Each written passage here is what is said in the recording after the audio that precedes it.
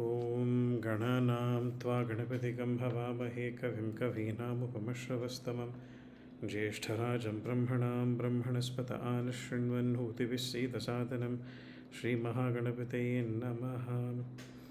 निःश्रेण्यो ब्रह्मलोकस्य वाग्देव्याः कर्णकुण्डले धर्मद्रुममहामूले वाल्मीकिव्यासयोकृति बुद्धिर्बलं यशोधैर्यं निर्भयत्वं मरोगताम् अजाढ्यं वाक्पटुत्वं च हनुमत्स्मरणात् भवेत्। कूजन्तं राम रामेति मधुरं मधुराक्षरम् आरुह्य कविताशाखां वन्दे वाल्मीकिकोकिलं। श्रीराम राम रामेति रमे रामे मनोरमे सहस्रनाम तत्तुल्यं रामनामवरानने रामनामवरानन ॐ नम इति। ॐ भूर्भुवः स्वः तत्सवितुर्वरेण्यं भर्गो देवस्य धीमहि धियो यो नः प्रचोदयात्। ॐ भूर्भुवः स्वः तत्सवितुर्वरेण्यं भर्गो देवस्य धीमहि धियो यो नः प्रचोदयात्। ॐ भूर्भुवः स्वः तत्सवितुर्वरेण्यं भर्गो देवस्य धीमहि धियो यो नः प्रचोदयात्। श्रीगुरुभ्यो नमः हरिः ओम्। Namaste, Eldigo. So we are restarting from chapter 1, subchapter 75. Suraksha, namaste. Namaste. Yes. Share my screen. Kansutta heli.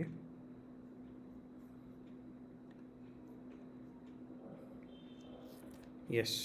Kaantidya screen? Yes, Rahul. So we had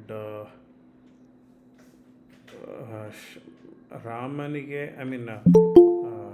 Dasharatha ಮತ್ತು ಜನಕ ಅವರಿಬ್ಬರು ಅವರವರ ವಂಶದ ಆ ಲೀನಿಯೇಜ್ ಬಗ್ಗೆ ಶೇರ್ ಮಾಡಿಕೊಂಡ್ರು. ನಾ ಇಂಥ ವಂಶದವನು, ನನ್ನ ಆ್ಯನ್ಸೆಸ್ಟರ್ಸ್ ಎಲ್ಲ ಇಂತಿಂಥವ್ರಿದ್ದರು ಅಂತ both of them shared. And ಅದೆಲ್ಲ ಆದಮೇಲೆ ಆ ಶಿವನ ಧನುಷ್ ಶಿವಧನುಷ್, what is that the name of that dhanush? ಶಿವಧನುಷ್ ಅಮ್ಮಂಗೆ ನೆನಪಿದೆಯಾ? ರಾಮ ಮುರ್ಧಾಕೋ ಇದು ಬಿಲ್ಲಿನ ಹೆಸರೇನು?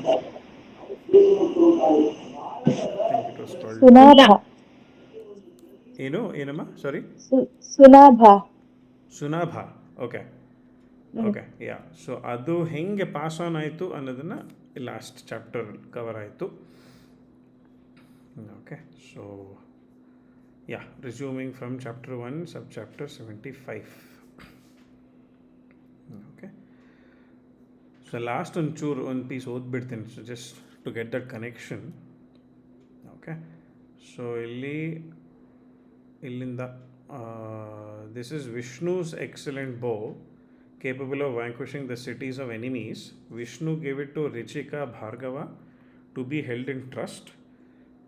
The immensely energetic Richika gave this divine bow to the great-souled son Jamadagni, who cannot be countered in his deeds and who was my father. My father, full of the strength of austerities, cast aside his weapons and was killed by Arjuna.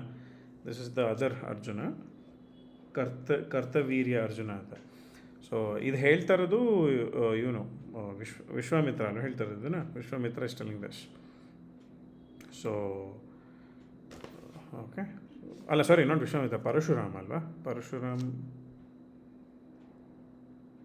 ಪರಶುರಾಮನಲ್ಲ, yeah, ಪರಶುರಾಮಸ್ father was Jamadagni ಅಲ್ವಾ? So ಆಮೇಲೆ whose intelligence was so he was killed by Arjuna, whose intelligence was inferior. Illi Arjuna annadu it's a different Arjuna, not the Mahabharata Arjuna. Okay, I heard about the extremely terrible and unrivaled account of my father's death. Because of the anger that resulted, I exterminated a large number of Kshatriyas. So the Parashurama ಹೇಳ್ತಾ ಇರೋದು. O Rama, having obtained the entire earth, I handed it over to the great souled Kashyapa as an auspicious act of dakshina at the end of a sacrifice. Having given it away, full of the strength of austerities, I made my abode on Mount Mahendra. Having heard about the shattering of the bow, I have quickly come here. O Rama, this supreme and great Vaishnava bow has come to me through my father and grandfather. So, idu ಅದು ಪರಶುರಾಮ ಆ ಶಿವನ ಧನುಸ್ಸು ಏನೋ is broken ಅಂತ ಗೊತ್ತಾದ ಮೇಲೆ ಅವನು ವಿಷ್ಣುವಿನ ಧನುಸ್ಸನ್ನ ತೊಗೊಂಡ್ಬರ್ತಾನೆ ಅವನು ರಾಮನ ಹತ್ರ. ಇದನ್ನು ಹೊಡೆದಾಕ್ತ್ಯಾ ನೋಡೋಣ ಅಂತ ಹೇಳಿ. Yeah, hi Alok, welcome welcome. Okay. Hi, Rahul. Yeah. Okay. So once Shiva's bow was broken by Rama, Parashurama gets to know about it, and he comes and meets Rama, and he says, ನನ್ನ ಹತ್ರ ವಿಷ್ಣುವಿನ bill ಇದೆ, ಬೋ ಇದೆ, ನೀ ಅದನ್ನು ಮುರಿದಾಕು ನೋಡೋಣ ಅಂತ he comes and he tells Rama. Okay. So he's saying, "Oh Rama, this supreme and great Vaishnava bow has come to me through my father and grandfather. Placing the dharma of Kshatriyas at the forefront, wield it. Okay, string it and affix an arrow to this bow, which is the conqueror of enemy cities. O Kakutstha, if you are capable of doing this, I will thereafter grant you a duel." Okay, so ಅಲ್ಲಿಗೆ ನಿಂತಿತ್ತು. ನಿನಗೆ ಆ bill ಬಾಣ ನಿಂಗೆ ಅದು ಕಟ್ಟಿ ನಿಂಗೆ ಅದನ್ನು ಹೊಡೆಯೋಕ್ಕೆ ಶೂಟ್ ಮಾಡೋಕ್ಕಾಗತ್ತೆ ಅಂತಿದ್ರೆ ಅದಾದಮೇಲೆ ನಿನ್ನ ಜೊತೆ ಒಂದು ಒನ್ ಫೈಟ್ ಮಾಡೋ ಒಂದು ವರ ನಿಂಗೆ ಕೊಡ್ತೀನಿ ಅಂತ. So I don't know how it is considered to fight with Parashurama, how that is considered to be a vara, how that is suppose to be a boon. Okay, ನೋಡೋಣ. Chapter 1, Sub-Chapter 75. Hearing the words of Jamadagni's son, that is Parashurama, showing respect to his father, Rama, Dasharatha's son, addressed him in these words. O Bhargava, I have heard about the deeds that you have accomplished. O Brahmana, I also applaud what you did to repay the debt to your father. Okay. O Bhargava, in following the dharma of Kshatriyas, you deem me to be inferior in valor and incapable. You slight my energy. Therefore, witness my valor now.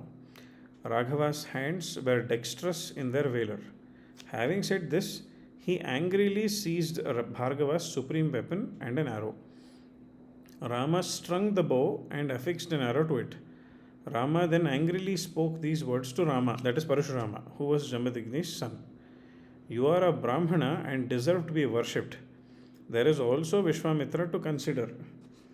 Okay, so Jamadagni was in 476 footnote. Jamadagni was married to Satyavati, who was Vishwamitra's sister. Satyavati was Vishwamitra's sister. Okay, so he's saying, you are a Brahmana and deserve to be worshipped. There is also Vishwamitra to consider. O Rama, therefore I am incapable of releasing this arrow which can take away your life. O Rama, you can swiftly travel wherever you want. You have also conquered and obtained unmatched worlds through the strength of your austerities. Of these two, I will destroy whichever one you wish. This is a Vaishnava bow and a divine arrow that can destroy the cities of enemies affixed to it. This destroys strength and insolence, and its valor is inviolate. Placing the grandfather at the forefront, large numbers of rishis and gods assembled to see Rama and the supreme weapon. There were Gandharvas, Apsaras, Siddhas, Charanas, Kinnaras, Yakshas, Rakshasas, and serpents, desiring to witness this great and extraordinary wonder.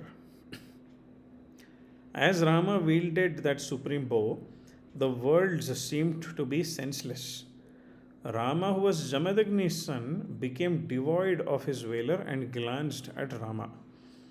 Devoid of his energy and devoid of his valor, Jamadagni's son was benumbed. Silent agoda. Extremely gently and softly, he spoke to the lotus-eyed Rama. Earlier, I gave the earth to Kashyapa. Kashyapa told me, do not reside in my dominion.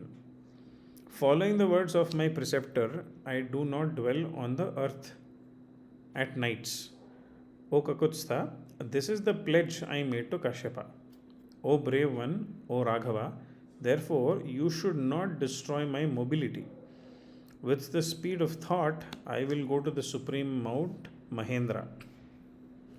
O Rama, through my austerities, I have conquered unmatched worlds. Do not waste time in thinking. With this supreme arrow, destroy those worlds.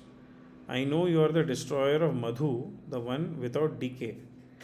477. Vishnu who killed a demon named Madhu. Okay. You are the Lord of the gods. I know this from your touch on the bow. O scorcher of enemies, may you be well. This large number of gods has assembled and is looking at you. Your deeds are unmatched and you cannot be countered in a fight. O Kakutstha, I should not be ashamed at this. You are the protector of the three worlds, and I have been countered by someone like you. O Rama, O excellent one in vows, release the unmatched arrow. When the arrow has been released, I will go to the supreme mount Mahendra. Jamadagni's son spoke in this way to Rama. The handsome Rama, Dasharatha's son, released the supreme arrow. The darkness was dispelled and all the directions could be seen. The gods and all the rishis praised Rama and the upraised weapon. Rama, who was Jamadagni's son, praised the Rama, who was Dasharatha's son.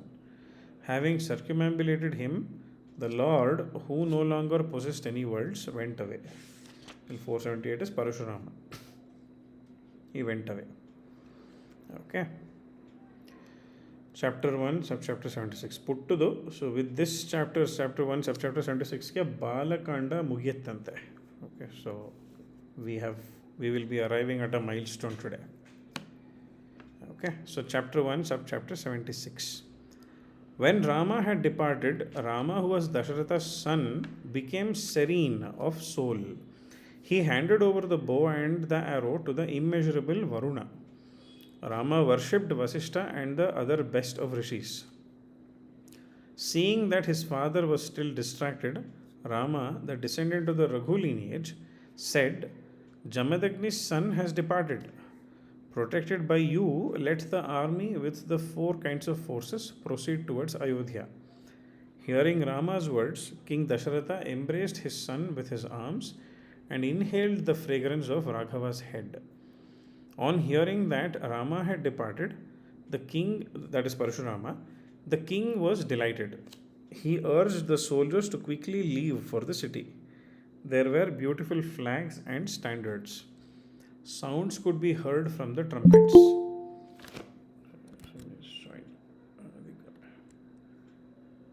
Namaste, Radhikanti. Yeah. Namaste. Yeah. Okay. Sounds could be heard from the trumpets. The charming royal roads were sprinkled with water and flowers were strewn on them. Citizens sounded auspicious musical instruments at the gate of the royal palace. As the king entered, the place was adorned and full with a large number of people. With other royal women, Kausalya, Sumitra, and the slender waisted Kaikeyi engaged themselves in welcoming the daughters in law.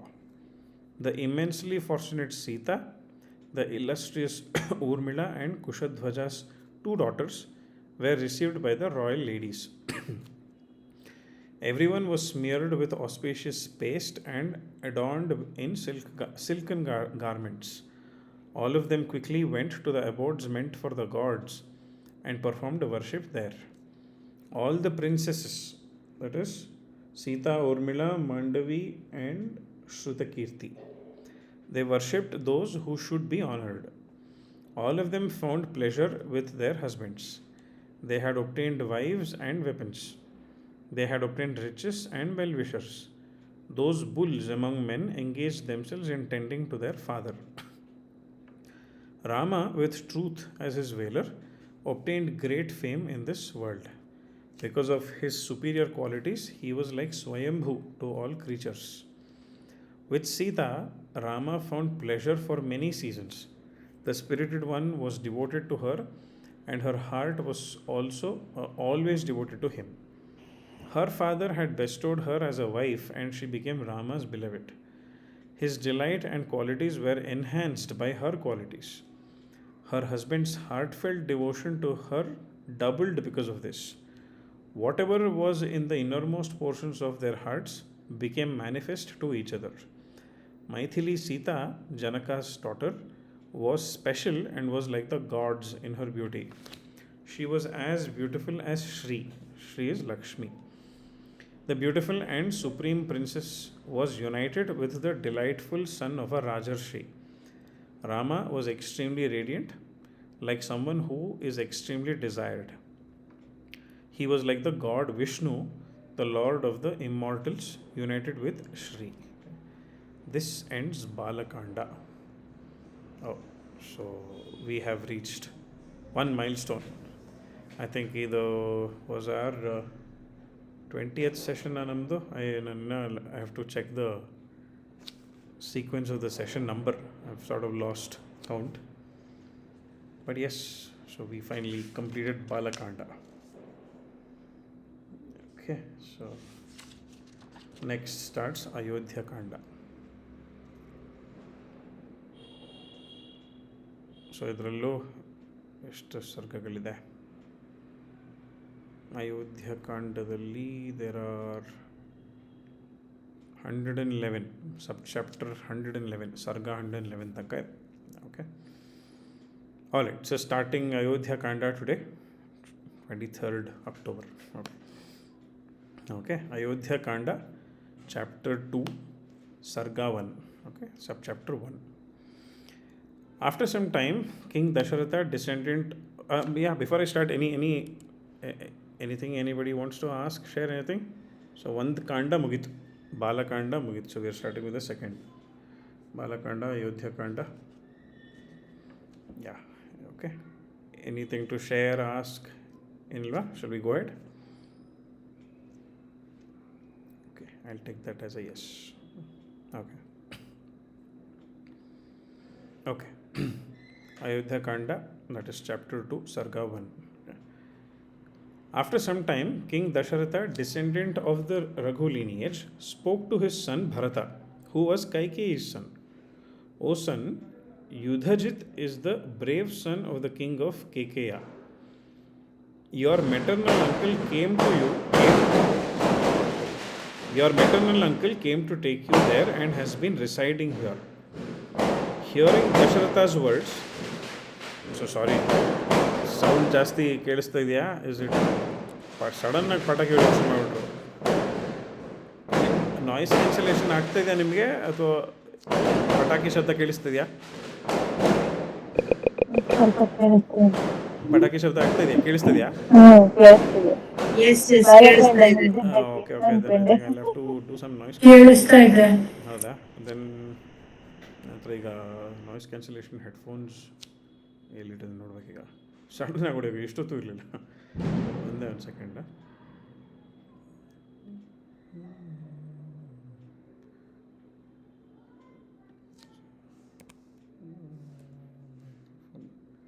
I hope they stop it. ಇಲ್ಲಾಂದರೆ ನೋಡೋಣ, ಇನ್ನೊಂದ್ಸಲಿ ಆದರೆ then I will try to move to a different place.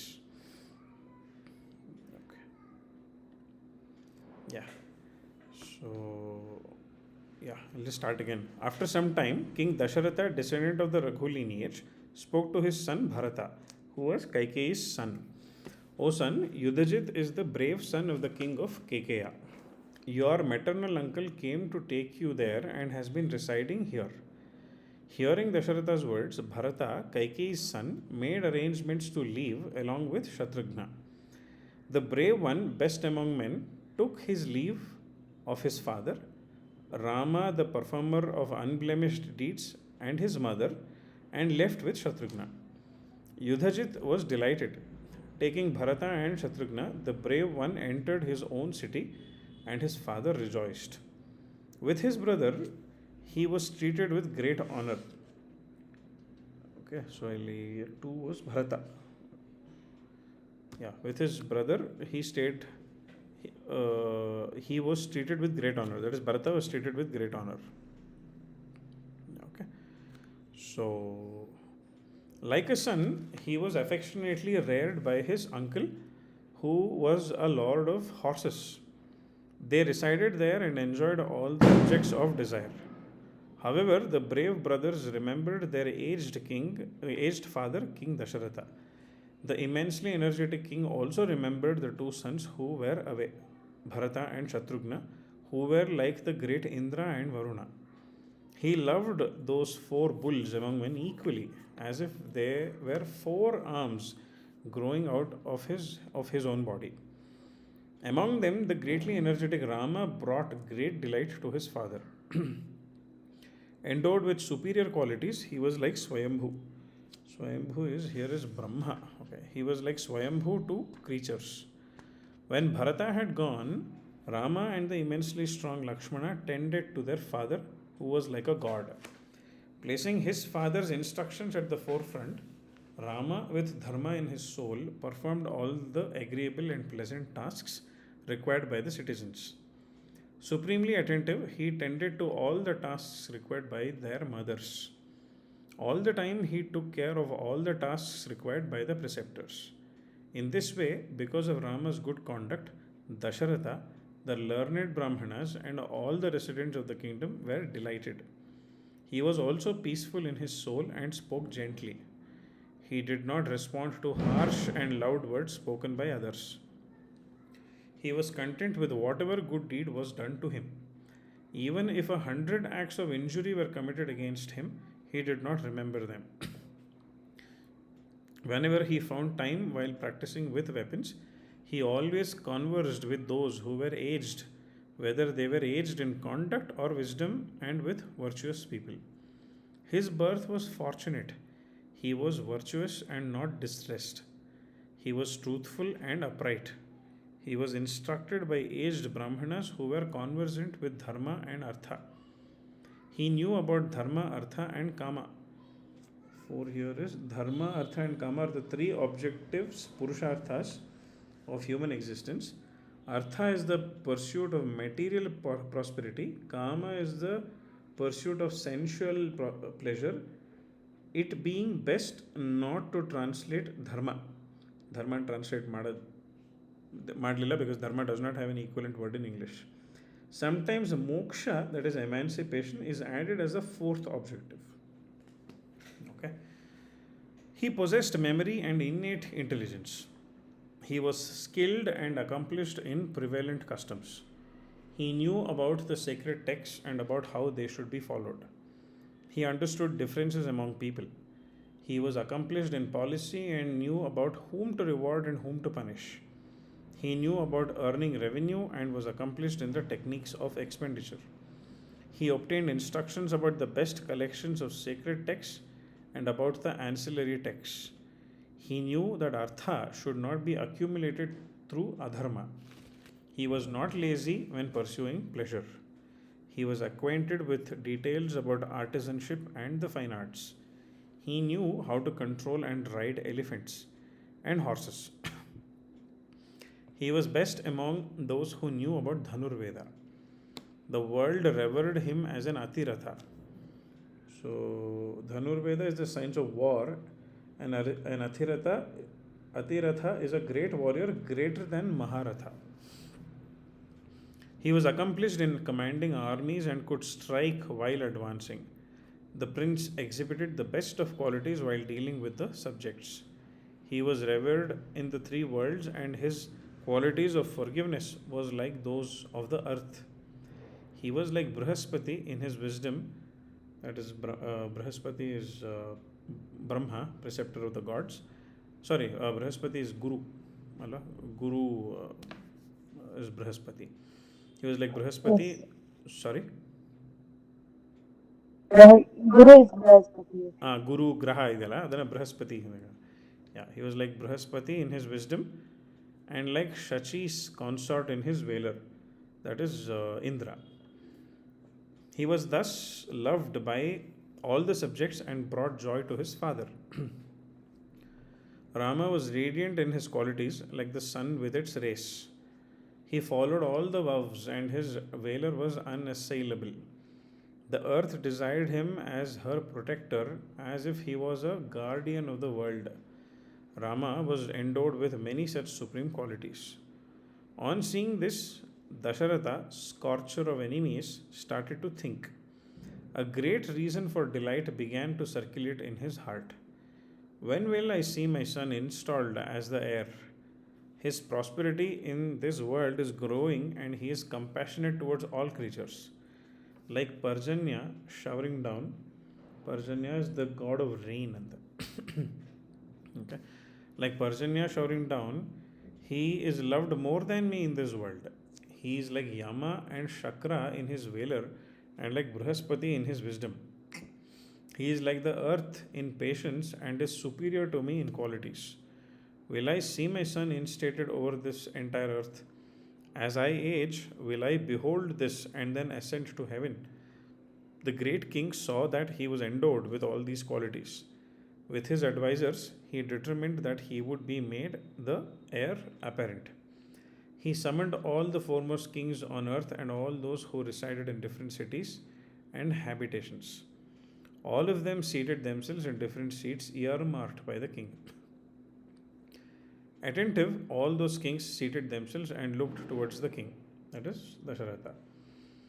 All the revered and humble kings and men from cities and habitations seated themselves. Surrounded by them, he looked like the one with 1,000 eyes surrounded by the immortals. Okay, still at 9:31. I think we'll continue. Chapter 2, Sarga 2, subchapter 2. Okay. The Lord of Men invited all the courtiers. He spoke these unmatched, beneficial, and agreeable words. His voice was deep, like the rumbling of a drum. The king's voice was great, like the rumbling of the clouds. Kings from the Ikshvaku lineage have ruled here earlier. I wish that this entire earth, which deserves happiness, should be full of welfare. I have acted in accordance with and followed the path of my ancestors. To the best of my capacity, I have attentively protected the subjects.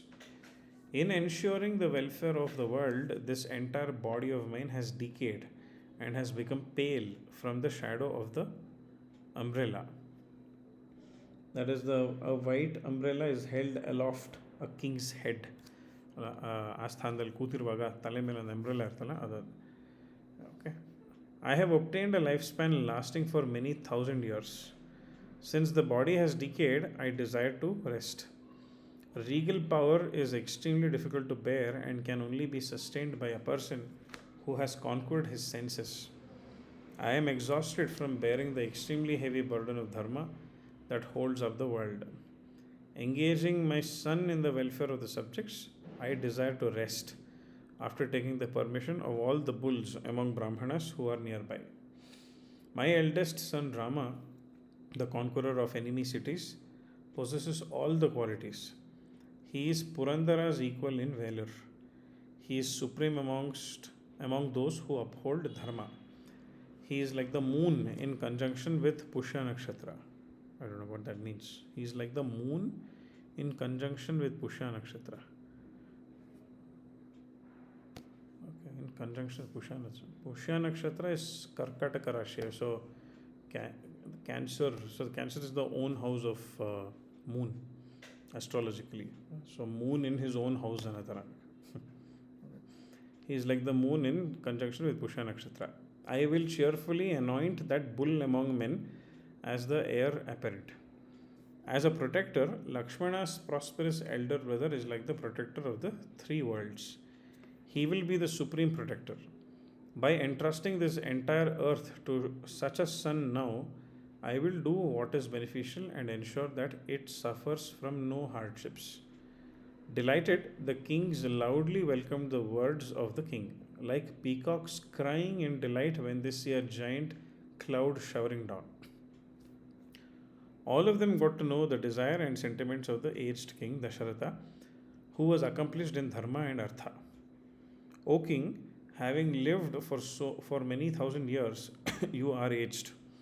O king, therefore consecrate Rama as the heir apparent. Hearing their words, the king got to know what was agreeable to their minds. He had not known this earlier and wished to test them. He spoke these words: I follow dharma and rule over this earth. Why do you then wish to see my son instated as the heir apparent? All the inhabitants of the city and the countryside replied to the great souled one: O king, your son possesses many auspicious qualities. Rama has truth for his valor. Invested in divine qualities, he is like Shakra. O Lord of the earth, he is superior to all those in the Ikshvaku lineage. Rama is devoted to truth and dharma and is a virtuous man in the world. He knows about dharma and never wavers from the truth. He is good in conduct and suffers from no jealousy. He is patient and comforting. He speaks gently and is grateful. He has conquered his senses. He is mild and his mind is not fickle. He is always good in behavior and does not suffer from envy. Towards all creatures, he is pleasant in speech. Raghava is truthful in speech. He worships the aged Brahmanas who are extremely learned.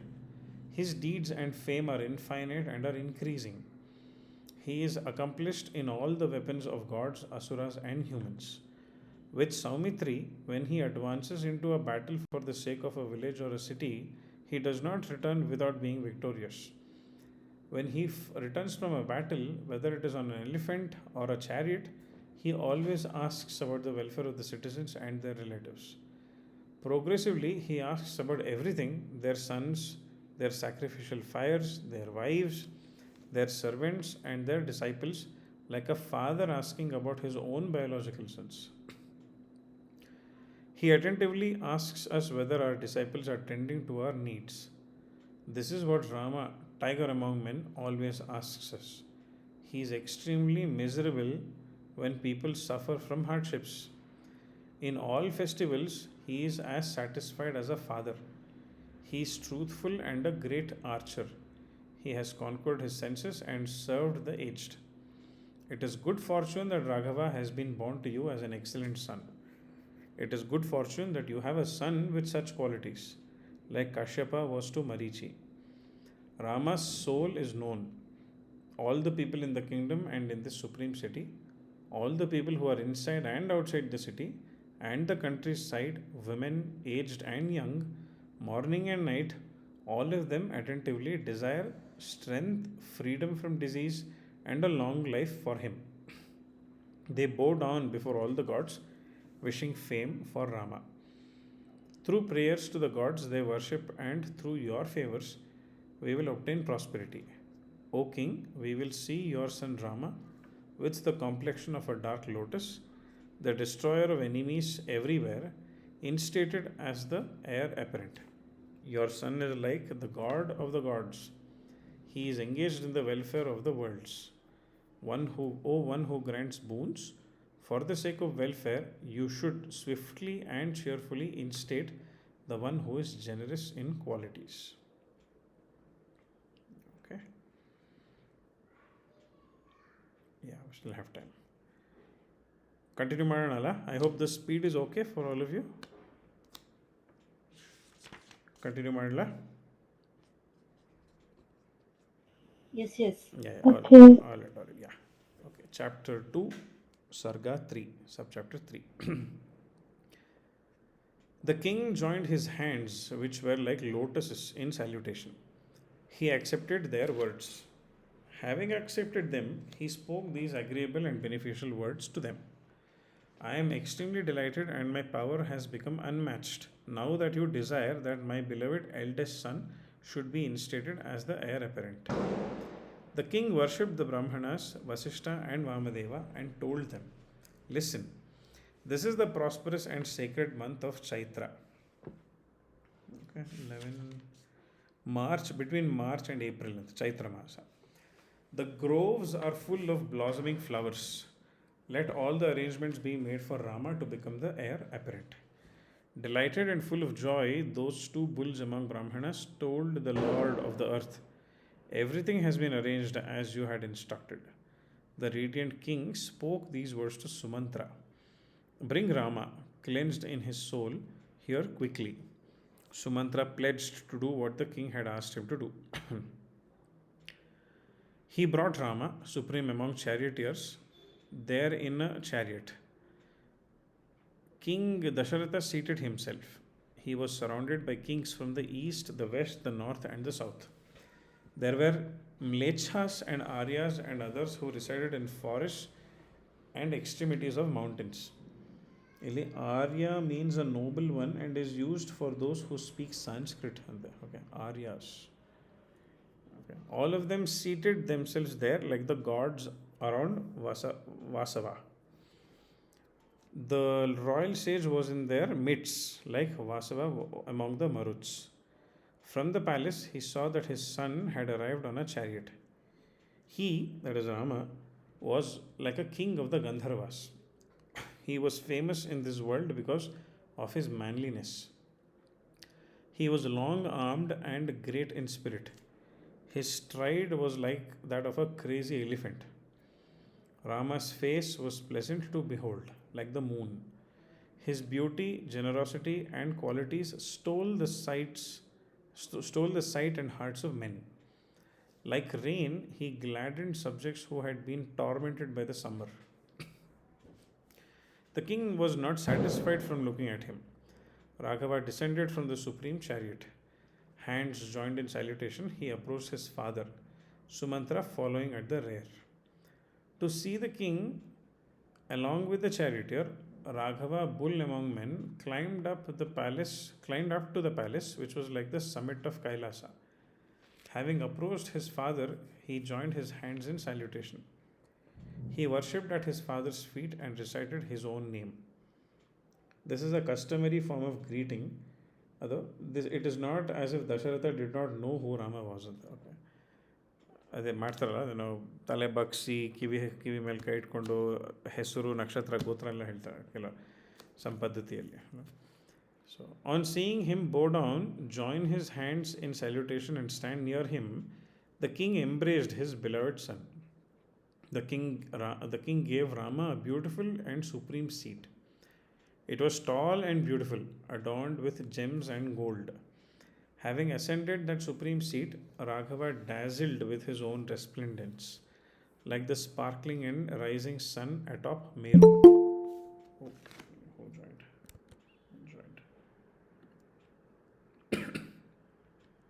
Hi, welcome, Sushmita. Hi, Rahul. Yeah, hi.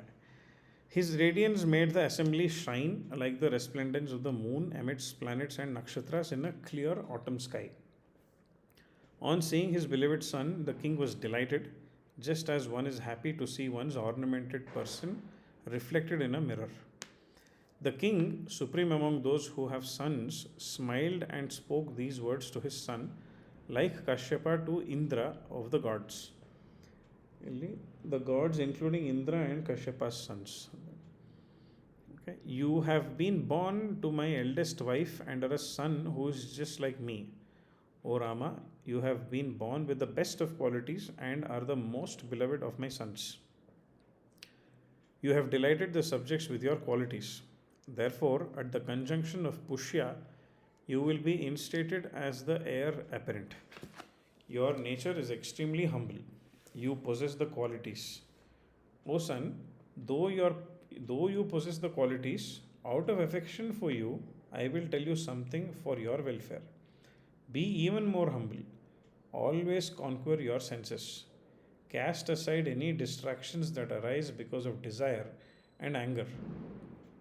Use direct and indirect means of examination to keep all the advisors and ordinary people happy. If you protect the earth in that way, the ordinary people will be satisfied and devoted. Your friends will rejoice like the immortals having obtained Amrita. O son, therefore, act towards them as towards one's own self. On hearing this, Rama's well-wishers, who wished to do him well, quickly went to Kausalya and told her what had happened. Kausalya, supreme among women, gave her friends gold, cattle, and many kinds of jewels. Raghava honored the king and ascended his chariot. Worshipped by large numbers of people, he went to his radiant house. Having heard the citizens had obtained what they had wished for, they worshipped the king. Obtaining the king's permission, they went to their own houses and joyfully offered worship to the gods. Okay, I'll read the next one also. Chapter 2, Sarga 4, subchapter 4. When the citizens had left, the king, who was firm in taking decisions that needed to be taken, consulted with his ministers. There is a conjunction of Pushya tomorrow. My son, Lord Rama, with eyes that are as coppery red as a red lotus, will be instated as heir apparent tomorrow. After this, King Dasharatha entered the inner quarters of his residence and again instructed the charioteer that Rama should be brought. Obeying these words, the charioteer swiftly left for Rama's residence again, so as to bring Rama. The gatekeepers informed Rama that he had arrived again. On hearing that he had come, Rama was worried. Having allowed him to enter, Rama addressed him in these words: Tell me completely the reason for your arrival. Thus addressed, the charioteer replied, The king wishes to see you. On hearing this, you have to decide whether to go or stay. Hearing the charioteer's words, Rama swiftly left for the king's residence so as to see the king. On hearing that Rama had arrived, King Dasharatha instructed that he should enter the house. He wished to speak some agreeable and supreme words. The handsome Raghava entered the father's residence. On seeing his father from a distance, he joined his hands in salutation and prostrated himself. The king raised the one who was prostrate and embraced him. He offered him a beautiful seat and again spoke.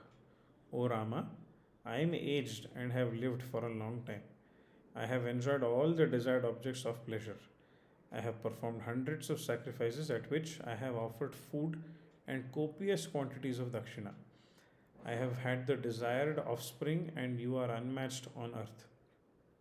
O supreme among men, I have donated and studied as I wished. O brave one, I have felt the desired happiness. I have repaid the debts due to gods, rishis, ancestors, brahmanas, and towards my own self. No other task remains but for you to be consecrated.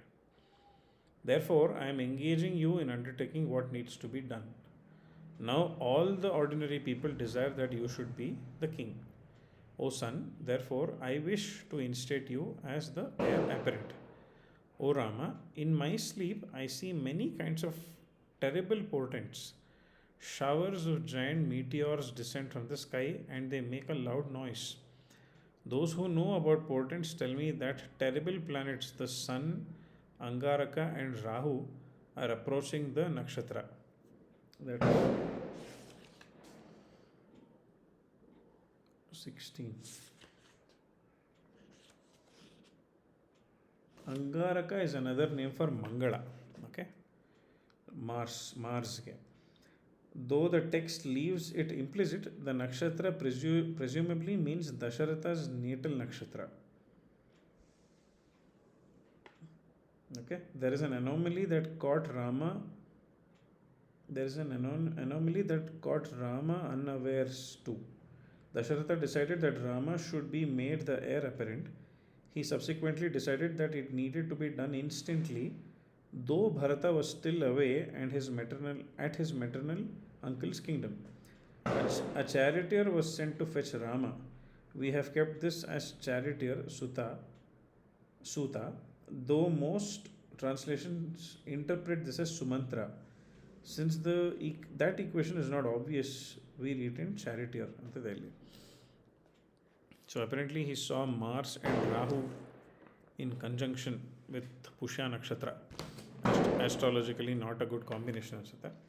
So he's saying whenever such evil portents present themselves, the king dies or confronts a terrible catastrophe. O Raghava, therefore, before my senses are confounded, you need to be instated. The intelligence of living beings is fickle. Today, the moon is in Punarvasu, which comes before Pushya. Those who think about the portents have said that the conjunction of Pushya is tomorrow. Your consecration will be during the conjunction of Pushya. My mind is urging me to hurry. O scorcher of enemies, I wish to instate you as the heir apparent tomorrow. Therefore, control your soul and observe the vows. Fast with your wife and sleep on the ground on a mat made of darbha grass. Your well-wishers will attentively protect you from all directions. Whenever a task presents itself, there are many kinds of obstructions. Bharata is not in this city and is far away. It is my view that this is the right time for you to be consecrated. It is indeed true that your brother Bharata is virtuous. He has dharma in his soul and follows his elder brother. He is compassionate and has conquered his senses. However, it is my view that the minds of men are fickle. O Raghava, even those who are virtuous and always devoted to dharma may act impetuously. Having thus told him about the consecration, the following day he gave Rama permission to leave. Worshipping his father, he left for his own house. So I'm just trying to understand the Dasharatha deliberately didn't want Bharata to be there in the city. Na?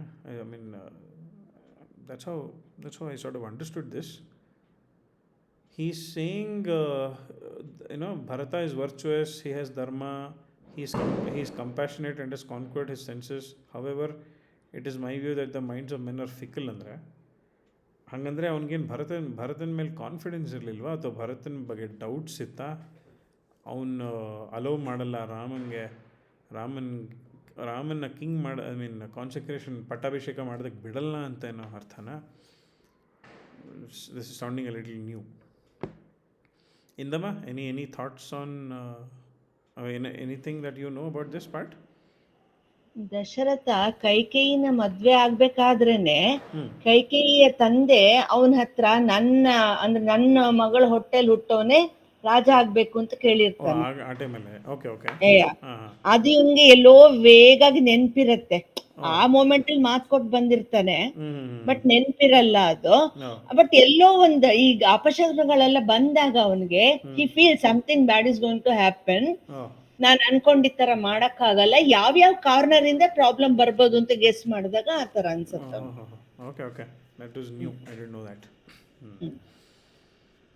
ಆಮೇಲೆ ಕೈಕೇಯಿಗೆ ವರ ಕೊಟ್ಟಿದ್ದು ಅದು ಬೇರೆ.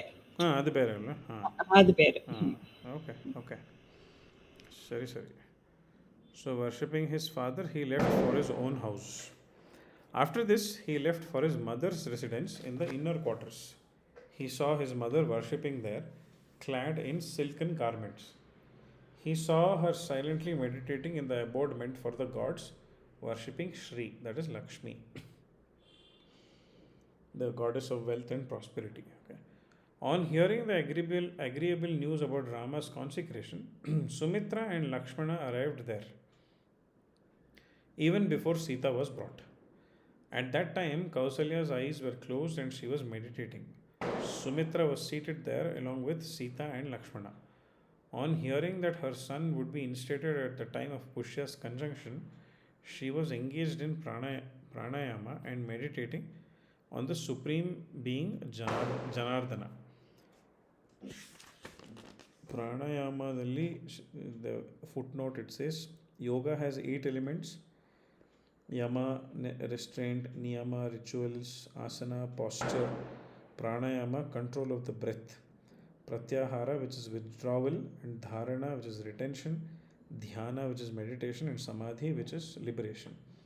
That's the reason the expression ashtanga, that is 8 formed yoga, is used. This is explained what pranayama is.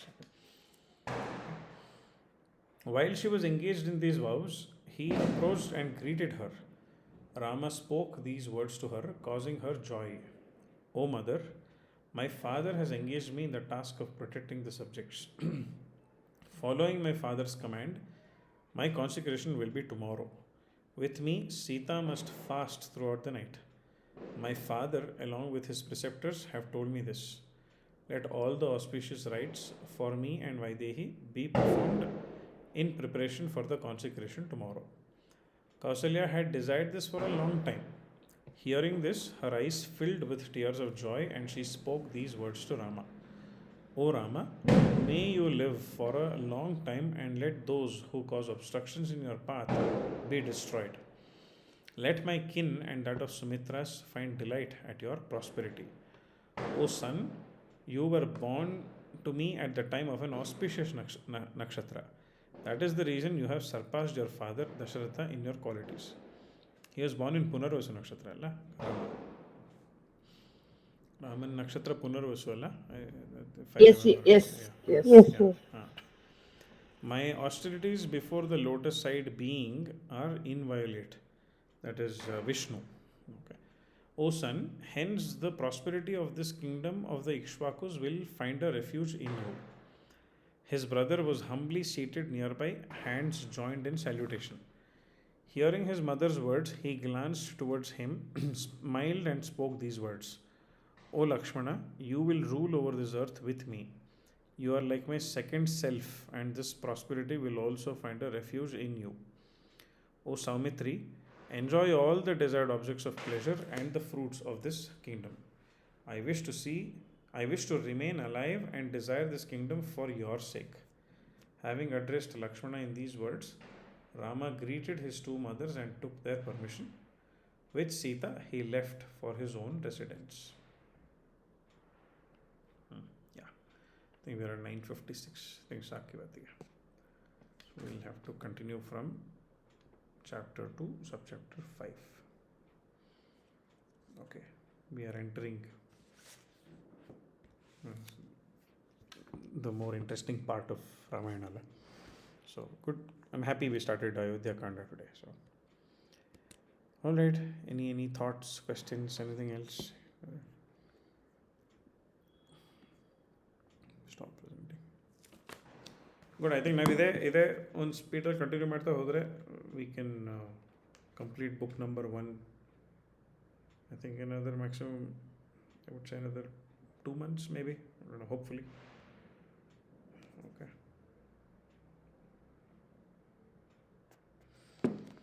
Okay, so we'll wind up ಹಾಗಾದರೆ ಶಾಂತಿ ಮಂತ್ರ ಹೇಳ್ಬೇಡ. ಓಂ ಹಸತೋಮ ಸದ್ಗಮಯ ತಮಸೋಮ ಜ್ಯೋತಿರ್ಗಮಯ ಮೃತ್ಯೋರ್ಮ ಅಮೃತಂ ಗಮಯ. ಓಂ ಶಾಂತಿ ಶಾಂತಿ ಶಾಂತಿ. ಸಹನಾ ಭವತು ಸಹನೋ ಭುನಕ್ತು ಸಹ ವೀರ್ಯಂಕರವಾವಹೈ ತೇಜಸ್ವಿನಾವಧೀತಮಸ್ತು ಮಾ ವಿದ್ವಿಷಾವಹೈ. ಓಂ ಶಾಂತಿ ಶಾಂತಿ ಶಾಂತಿ. ಸರ್ವೇ ಭವಂತು ಸುಖಿನಃ ಸರ್ವೇ ಸಂತು ನಿರಾಮಯಾಃ ಸರ್ವೇ ಭದ್ರಾಣಿ ಪಶ್ಯಂತು ಮಾ ಕಶ್ಚಿತ್ ದುಃಖಭಾಗ್ ಭವೇತ್. ಓಂ ಶಾಂತಿ ಶಾಂತಿ ಶಾಂತಿ. ಲೋಕಾಃ ಸಮಸ್ತಾಃ ಸುಖಿನೋ ಭವಂತು ಲೋಕಾಃ ಸಮಸ್ತಾಃ ಸುಖಿನೋ ಭವಂತು ಲೋಕಾಃ ಸಮಸ್ತಾಃ ಸುಖಿನೋ ಭವಂತು. ಹರಿ ಓಂ ಶ್ರೀ ಗುರುಭ್ಯೋ ನಮಃ. ಹರಿ ಓಂ. All right, thank you all. Next Thursday ಸಿಗೋಣ ಹಾಗಾದರೆ. Okay, thank you. See you all then.